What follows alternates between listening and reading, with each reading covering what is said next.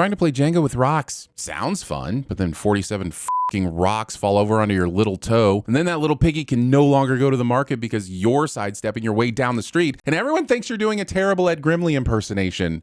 10 miles west of Boston. 10 miles west of Boston. Don't underestimate the power of shrooms, people. It took them 20 years, but they managed to move Canada all the way to 10 miles west of Boston. How much longer? 5-hour hike. We can manage that. Saying this with knees under the age of 30 to someone with knees over the age of 30. We're only 3 episodes in, and I feel like we've already used our walking excitements in as far as it can go. In fact, I'm less irritated about them walking all the time in this series and more irritated that you've now made me sick of looking at, reading, and writing a long-standing sin. You're causing me to sin my own f***ing sins, The Last of Us, and I do not like it. But also, walking. Excitement? Happy now? I said good day.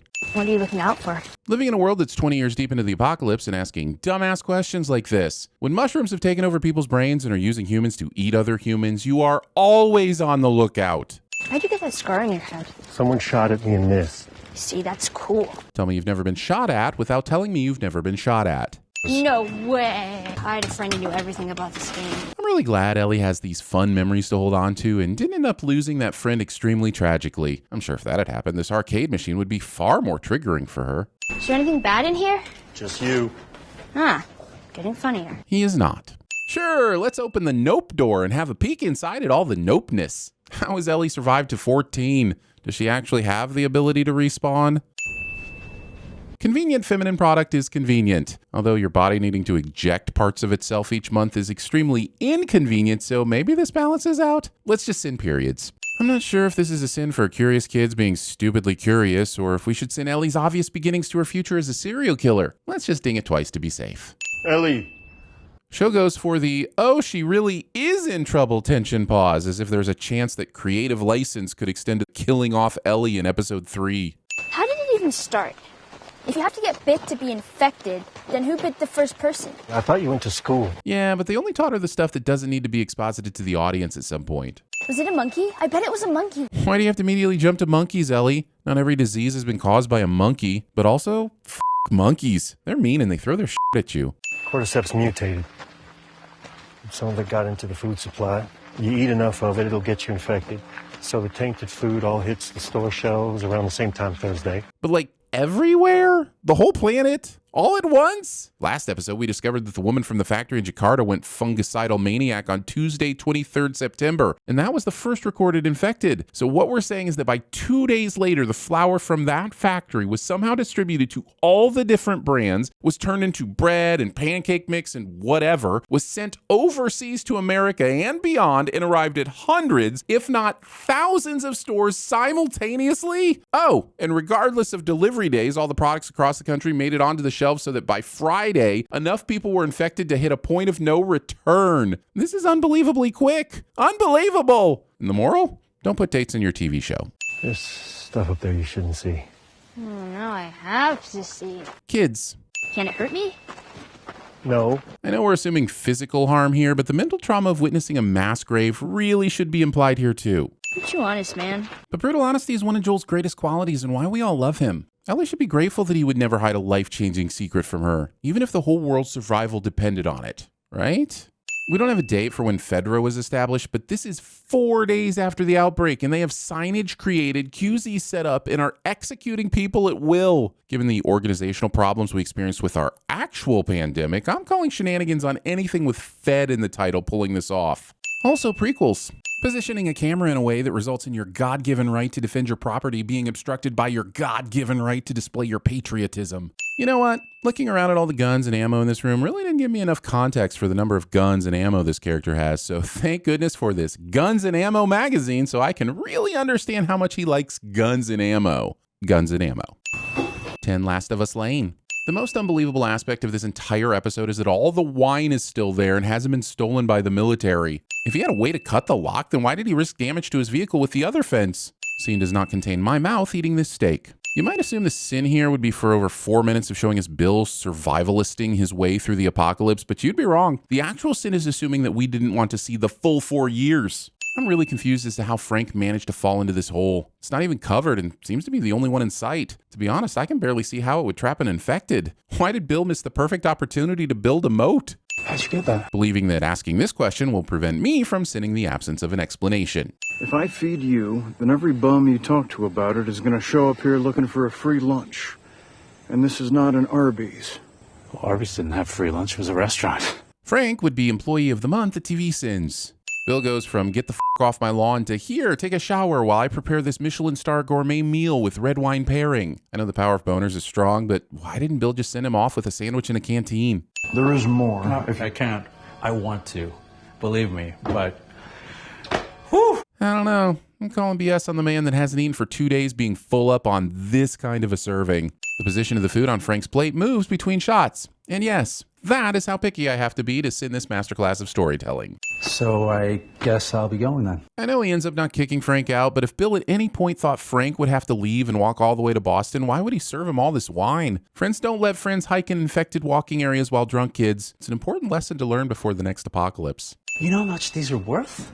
Currently nothing. And now it's Bill's turn to be excellent at TVSins. We usually just do one of these per video, but some bastard is limiting how many sin removals I'm going to be allowed to give, and this basically counts as one.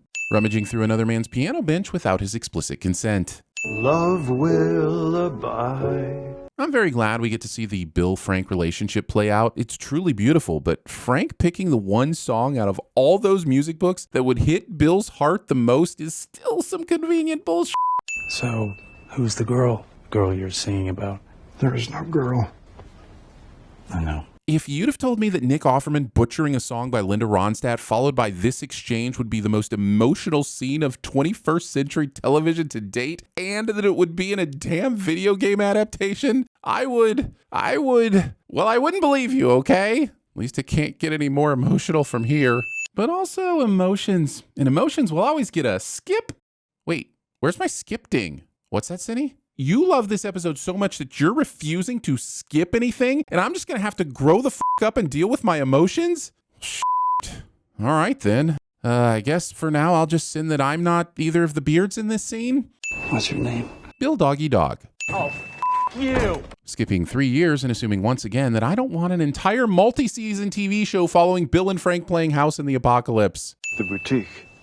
Are we hosting formal garden parties now? I don't know why Frank has to be so dismissive about formal garden parties. They're so fun, especially if they have the little sandwiches. I love little sandwiches because they're little and you can eat 30 of them, and it's like you're only eating 27 sandwiches. It's heaven. Oh, and I had this idea that we should use codes for the radio in case anyone's listening. Out of all the mysteries that have been presented to us over the last couple of episodes, the how did they come up with the secret music codes wouldn't have even made my secondary list of things I needed to know. But here we are. Pick it up. I can't. Just one more loop around. Nope, not buying it. I refuse to believe any relationship survives coerced jogging. No, on the strawberries. Don't knock having sex on top of strawberries till you've tried it, guys. It's magical. Unless, of course, you're allergic to strawberries or hate to get sticky or, you know what? Just don't have sex on top of strawberries. Hold your hand there for me. Hold your hand there. Yes, put your unsanitized hand over an open wound. Does anyone in these situations ever think about the dangers of infections? Leave the gas on. The fence will kill the rest of them. If that's true, why the f*** were you insisting on staying outside with a belly full of lead poisoning? Or better still, why did you go out there in the first place? We'll get married. Then you will crush all of these up, put them in my wine. Then you will take me by my hand, bring me to our bed, and I will fall asleep in your arms. Freshly picked strawberries. This is supposed to be about zombies and shit. How dare you make me feel my own feelings? Damn you, Offerman. Damn you, Mazin. Damn you, Truckman. Do you love me? Yes. Then love me the way I want you to. Okay, pull it together. I can do this. The picture on the wall is wonky. One looks like it was drawn by a child. The plant pot is a trip hazard. Aw, look, it's the meet cute death trap. Also, it's been like 16 years since they met in this hole, and that's what the grass looks like? Has Bill or Frank been mowing it? Why? Don't the traps work better if the grass is overgrown? Here's a sin for all of television. The fact that we are yet to have a post-apocalyptic anthology series that actually focuses on human stories and the beautiful moments that can be found in the horror. Not fair on the episode, perhaps, but that's what you get for having the nerve to show us what's possible. Oh, I should be furious. But from an objective point of view, it's incredibly romantic. Sorry to crush the moment, but that's still pretty subjective. To whomever, but probably Joel. Why would they leave Tess's name off the envelope? It's as if they already know she's dead, which they should not. That's why men like you and me are here. We have a job to do. I leave you all of my weapons and equipment. Use them to keep... He's dead. How is he still making me feel things? Sandy, I'm begging you, let me skip. Joel checks the fridge and finds the battery parts, but why wouldn't Bill have mentioned this needed instruction in his letter? That seems like a very important item that was left out. Why was the music on? If you didn't reset the countdown every few weeks, this playlist would run over the radio. Stealing from Lost in a universe where Lost never had a chance to exist. I'm taking a shower. And then you're showering. Getting this cozy in a house that has 2 rotting corpses in the master bedroom. If you told me that the scene at the piano would be topped in less than 30 minutes by several even more powerful scenes, well, you wouldn't even be able to hear what my thoughts were because I'd still be a blubbering mess. But it's insane how perfect this episode is. And since sin removals are the only way I show affection, here's another 3 as an apology for not skipping directly to episode 4. Okay, 5. But the next episode had better really suck.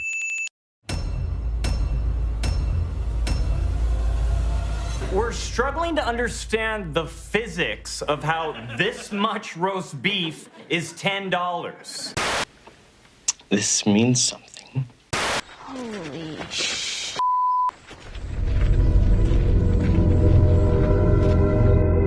Now, don't take this the wrong way, but you are a Terminator, right? Yes.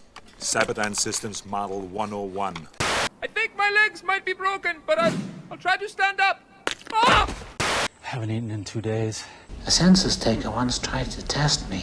I ate his liver with some fava beans and a nice Chianti.